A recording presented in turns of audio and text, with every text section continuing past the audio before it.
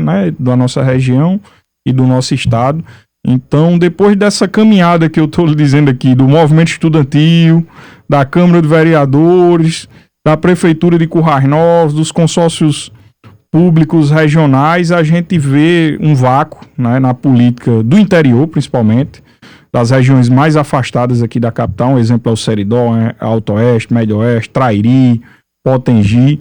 São regiões sem representatividade na Câmara Federal, praticamente, né? Sem uma representatividade genuína daquele lugar que vivencia... Conhece os problemas específicos da aquela região, realidade, né? Então, no debate interno, né, do nosso partido, a gente viu ter uma parceria política muito forte com o deputado Francisco do PT, que é o nosso líder do governo na Assembleia Legislativa, e a gente, né, tinha uma definição, nenhum sai para candidato do cargo que o outro está. E a gente foi no debate interno político chegando à conclusão da necessidade da renovação novamente do mandato do deputado estadual Francisco do PT, ele tentar um terceiro mandato na Assembleia e, consequentemente, a gente ir, né, para uma disputa numa pré-candidatura de deputado federal, vendo todo esse vácuo político que a gente vê no interior, de necessidade de representatividade, de legitimidade, né, de visão de futuro para o nosso estado, de visão desenvolvimentista. É um pouco minha cara, o que eu defendo, né, aqui para o Rio Grande do Norte, conectado com as demandas regionais, né, com os potenciais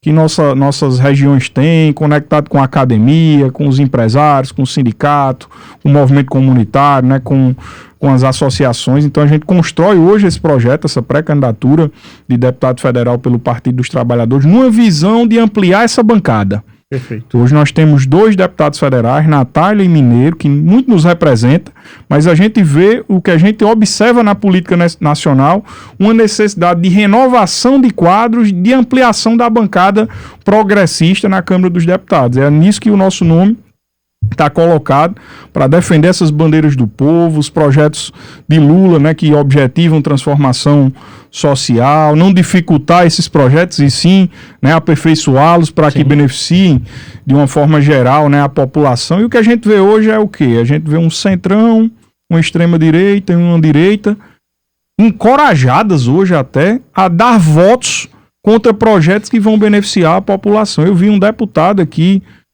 se posicionar contra a questão da tarifa zero de energia para as famílias mais humildes aqui do Brasil. Teve deputado que teve coragem de votar contra isso, uma proposta do presidente Lula para, digamos assim, desafetar, né, a renda do trabalhador ali, que ganha já muito pouco, e quando você tira R$80 que ele paga uma energia, faz uma diferença na feira dele ou na renda dele, né? E tem gente com coragem de votar contra isso, né? Tem gente com coragem de votar contra essa isenção do imposto de renda para quem ganha 5 mil, quem ganha 7.350, né? Então, assim, eu não tenho essa coragem. A minha linha é de defesa do povo, é um projeto de desenvolvimentismo para o Brasil, para o Rio Grande do Norte, né? Para nossas regiões do interior. Então, é com um pouco desse sentimento, né? A gente saiu da gestão, como eu disse, com 88% de aprovação, com prêmios, uma gestão premiada em Currais Novos, que elevou o atendimento à população dos serviços públicos, as obras, né, as conquistas de obras privadas para a nossa cidade. Então, um pouco com essa experiência que a gente está, né, encampando esse projeto. E me diga uma coisa, o que é enfrentar uma candidatura a deputado federal num estado hoje... Eu digo que o PT tem sido vitorioso, Natália quase vence aqui na capital, eu acompanhei essa campanha, a gente aqui em Natal acompanhando as bandeiras, né, do Partido dos Trabalhadores.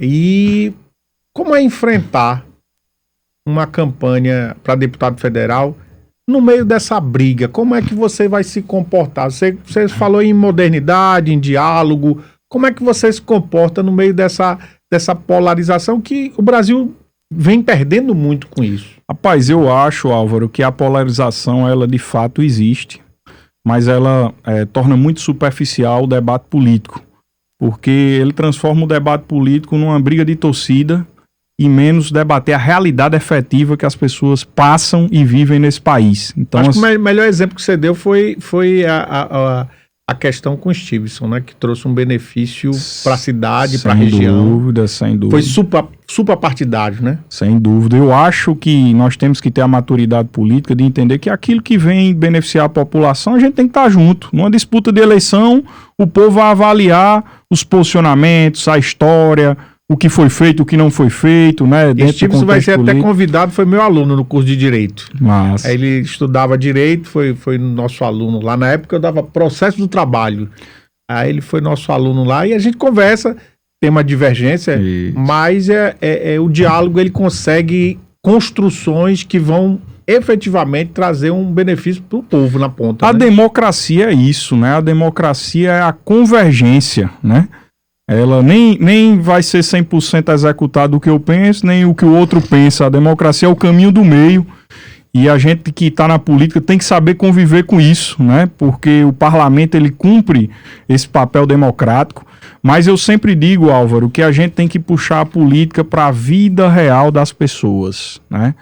Se a gente obter isso num projeto como esse, de chegar até a Câmara dos Deputados, a gente tem que trazer o debate público para a vida real das pessoas.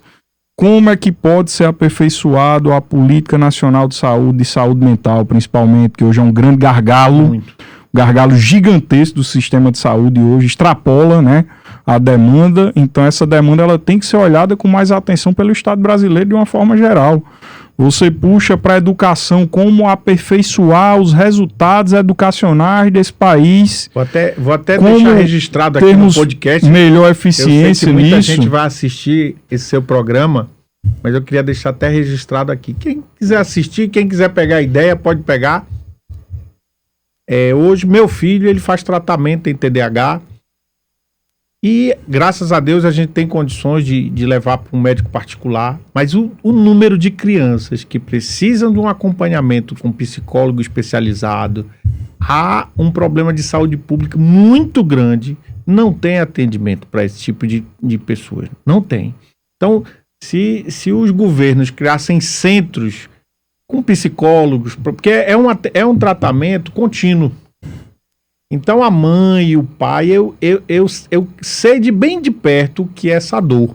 Então se você não tem esse atendimento, então você que é prefeito, você que é vereador, monte aí na sua cidade um centro de atendimento a essas crianças que precisam de um tratamento contínuo. E aí não tem, falta, e é um problema que a comunidade pode convergir para criá-los, né?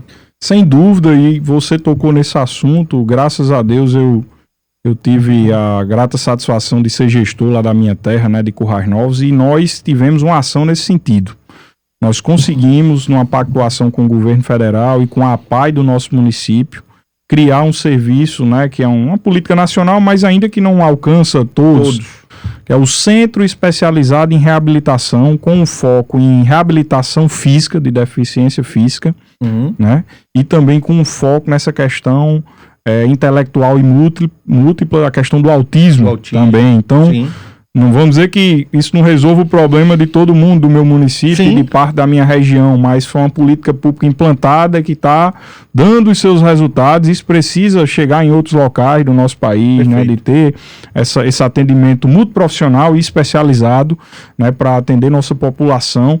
E você toca nessa bandeira que é importantíssima, né, a questão da saúde mental, da reabilitação, da disponibilidade de profissionais mais conectados com esses problemas que a nossa população está enfrentando hoje, que está aumentando a demanda consideravelmente e o Estado não consegue dar a mesma resposta proporcionalmente.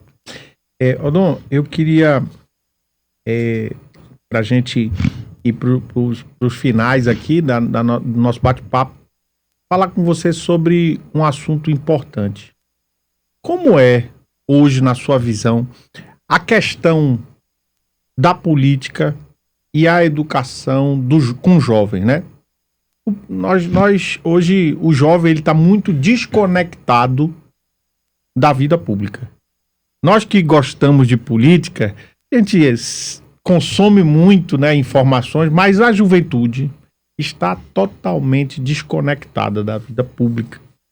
Qual é o seu diagnóstico? Qual é a sua análise sobre isso? É a forma de se comunicar?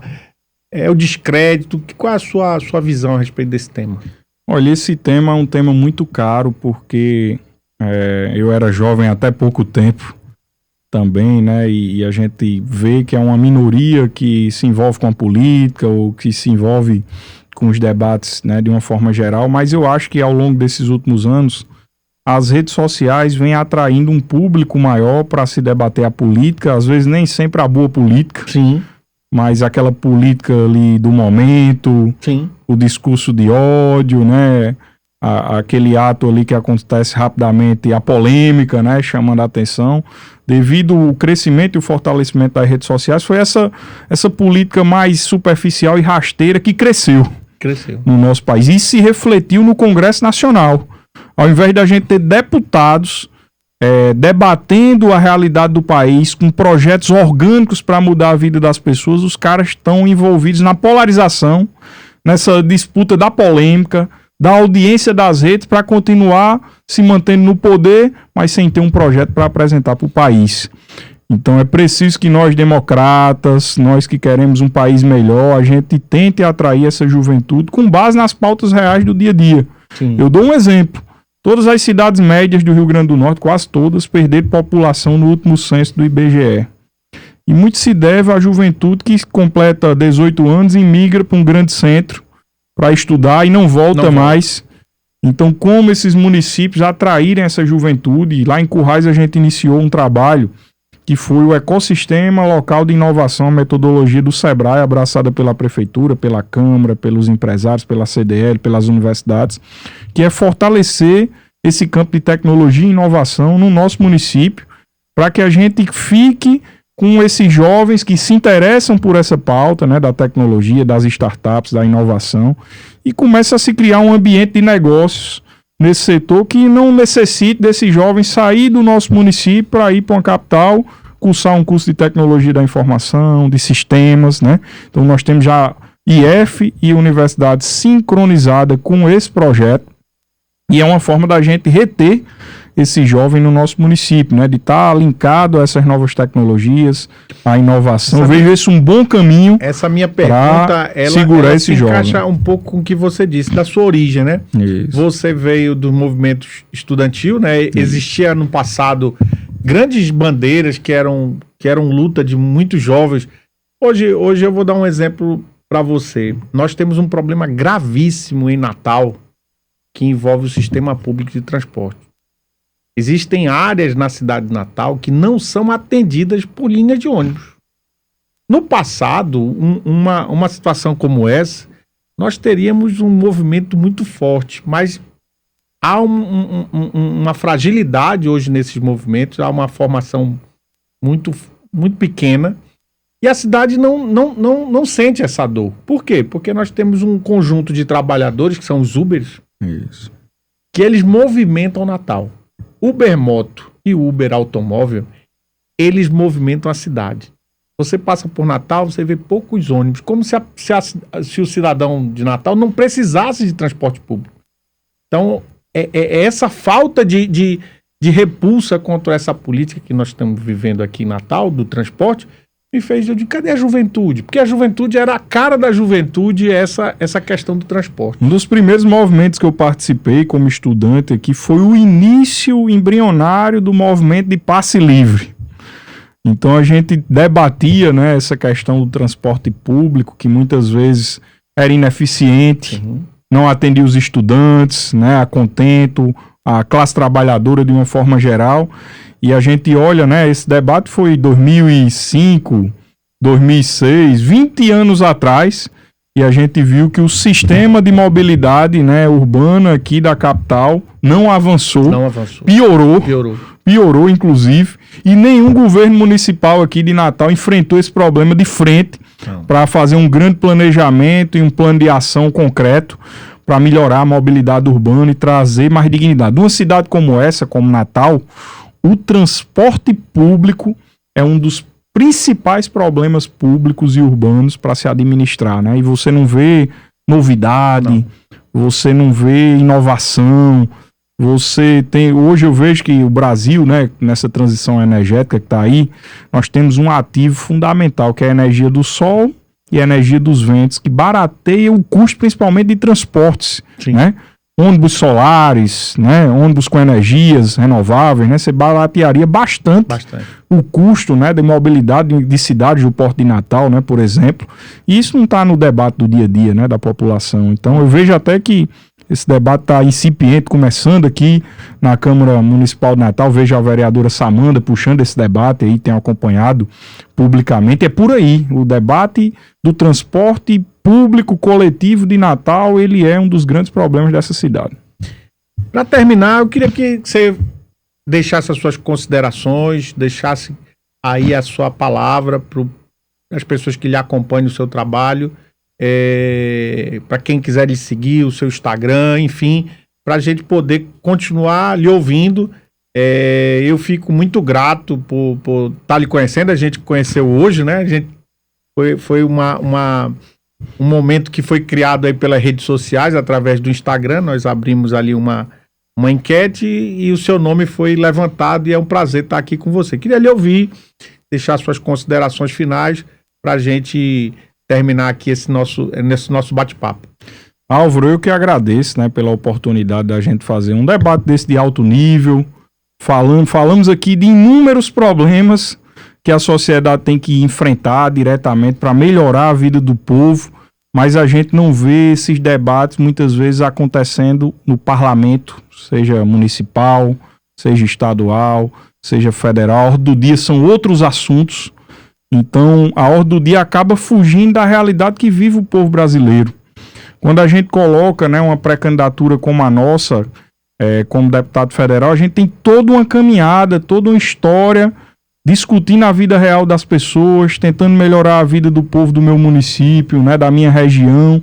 E essa expertise a gente quer levar para o debate público estadual e nacional, né? Essa experiência que a gente adquiriu ao longo dessa caminhada, de debater e de interferir diretamente nos problemas reais da população. Como você disse, Natal é transporte público, é o desenvolvimento aqui da cidade, né? Você anda aqui em Natal, você vê os prédios para alugar, a cidade perdendo poder econômico, Alecrim, né, também, potencial turismo, né, perdendo força aqui. A cidade perdeu 51 mil habitantes de um censo para outro. Eu acho que os gestores têm que refletir que existe algo errado, né? Nesses 10 anos que aconteceu, de 51 mil pessoas deixarem de morar na cidade de Natal, deixar um vazio urbano, né, de uma forma geral. Então, assim, eu trato desses temas aqui para vocês porque a política é isso. A política é trazer para o debate público os problemas reais, apresentar soluções e colher esses frutos em execução no futuro. E é isso que a gente se propõe a fazer na política, né? Se a gente chegar nesse debate nacional lá da Câmara dos Deputados, é chamar a população, o debate público para essa seara.